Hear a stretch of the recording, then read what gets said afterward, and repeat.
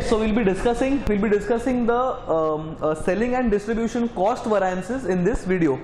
So we have discussed direct material cost variances, we have discussed direct labor cost variances, variable overhead cost variances, fixed overhead cost variances. The only thing left is the selling and distribution cost variances. Now a couple of things in this type of variance being different than the usual cost variances. One is the fact that these variances will always be found on sales quantity and not the production quantity, because it is selling and distribution cost.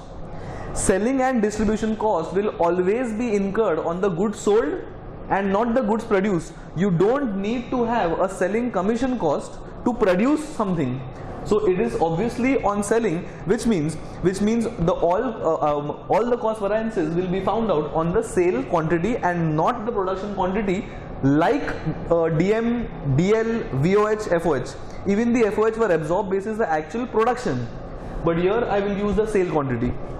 Second important thing, selling and distribution का जो fixed content रहेगा, whatever is the fixed content of the S&D costs, they will never be absorbed.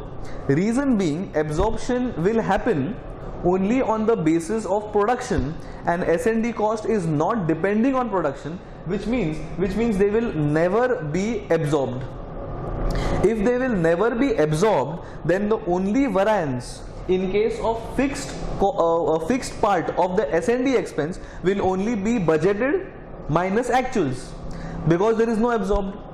Like the way in marginal costing variances, we only have one parent variance of FOH being budget less actual. In a very similar way, we will always have only one variance of S&D variance of the fixed content. I am talking of the fixed content only, because they will not be absorbed, because of which there will be never a case of absorbed S&D expenses, which means I will only have two figures. I will have budgeted S&D fixed expense and the actual S&D fixed expense. So we only have one variance in the fixed S&D expense. Last thing, S&D can either be variable or be fixed, and both. Direct material will always be variable, direct labor will always be variable, VOH obviously is variable, and fixed overhead factory based expense can be absorbed, but here it can be fixed and variable.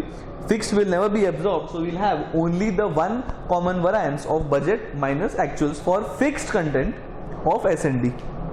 Now, once this concept is sorted, let's now discuss the concept with the help of an example that will be making the concept much more simpler to digest.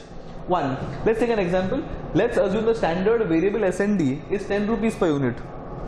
Understand this first. This means I am giving my salesman maybe 10 rupees per unit as a standard to sell the goods. Note that this is not selling price. It is S&D expense per unit. It's a cost variance only. So I am telling all my salesmen that I will give you 10 rupees per unit and you sell the product. That's my standard S&D per unit. Then maybe actual production is 10,000. I'm just giving an example. And my actual sales is say 9,000. This is my actual situation. Okay, before we go ahead, why have I mentioned actual production, actual sales? Understand one thing, all my cost variances of say production costs being direct material, direct labor, variable overheads, fixed overheads, all those variances will be found basis actual production. S&D variance being a selling and distribution variance will always be found basis actual sales. That is why I have given two different numbers for two different quantities, one for production, one for sales. DM, DL, VOH, FOH, all variances basis production. S&D variances will be found basis sales. Simple? Moving on. Let's assume that the budgeted fixed S&D expense is 50,000. Like the way I budget my factory overheads, the same way I must have budgeted my S&D expense as well. Again, before going ahead, these budgeted S&D will not be absorbed. As we discussed, S&D is depending on sales. Absorption happens basis production, so I can't absorb the S&D fixed content, which means there is nothing called as absorbed S&D cost, fixed content. Then let's assume the actual S&D expenses are 1,60,000 actual, and the split has been given as 99,000 variable actuals and 61,000 fixed actuals. total is 1,60,000. This is just an example to understand how to solve questions of S&D variances.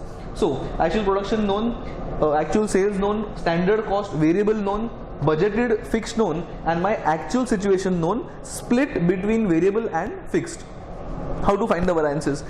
Now the total variance will always be standard cost less actual cost. There is no deviation of the concept here. We always find standard cost. We always compare the standard cost with the actual cost to get my parent variance. However, standard cost will obviously be for actual sale quantity here. In all my variances, being direct material, direct labor, variable overheads, fixed overheads, we always use production. Here we will be using sale quantity. One more thing, total standard cost will always be variable plus fixed. I am not computing variable S&D variance separately and fixed S&D variance separately. I compute them together. Uska reason I will tell you, but as of now, standard cost I will have to find out for actual sale quantity. So find standard cost for sale quantity actuals and total, that is variable plus fixed, and compare it with my actual cost. I will get my total S&D variance. Moving on. How will I find the standard cost? It is obviously for actual sales. In my example, my actual sales were 9,000. So don't use 10,000 because S&D will not be depending on production. It will be depending on sales. So use my actual sales being 9,000. 10 rupees is the standard cost that I had allowed my salesmen to sell the goods. So 9,000 into 10 will correspond to the variable costs. As I said, take the variable cost plus fixed cost. I will add the fixed content as well. And since even a standard here, so I will use my budgeted S&D of 50,000. So variable plus fixed, this will give me standard cost to sell 9,000 goods. So if I had thought I'll spend 50,000, you sell 9 or you sell 10 or you sell whatever, this is 50,000, that will not change. So 50 is my fixed cost content. Since I had given a standard of 10 rupees, 10 has been applied on actual sales to get the standard S&D expense. This total standard cost minus my actual total cost. This is including VC plus FC because here I have taken VC plus FC, common sense. Then 20,000 becomes the total S&D cost variance. So 90,000 here, 50,000 here is 1,40,000. 1,40,000 less 1,60,000 is 20,000 adverse. Adverse because 1,60,000 as a cost is more than 1,40,000 as standard cost. Normal concept. I will break up this variance into variable content and the fixed content. Variable content 9,000 being the actual sale quantity. I had mentioned that always find the variance on the actual sale quantity. So 9,000 into 10 being the standard, and you have actually spent 99,000. So 90,000 becomes the standard, 99 becomes the actual. So 99 being more than 90, you have 9,000 ka adverse variance being the actual cost more. Coming to fixed, as I said that the fixed S&D content of the S&D cost will never be absorbed. We will only have one common variance of budget less actual. So budget is 50,000 coming from here, 50k, and the actual is 61,000 coming from here, from the actual data, 61,000. 11,000 A, 9,000 A is 20,000 adverse is my S&D cost variance. Now I told why am I combining variable plus fixed, and why am I not doing variable separate and fixed separate like the way I do my factory overheads. See, that is because S&D expense will be incurred on the goods sold. So I will obviously take goods sold quantity here, actuals.